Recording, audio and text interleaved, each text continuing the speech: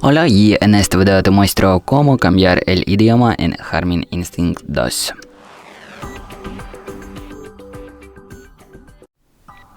Pues bueno, primero que tienes que hacer es obviamente presionar en ese botón que está por el medio.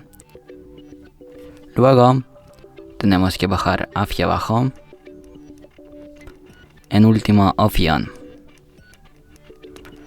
donde dice sistema. Luego seleccionamos, pulsamos en primera opción idioma y aquí podemos cambiar idioma de nuestro reloj. Por ejemplo, vamos a poner inglés.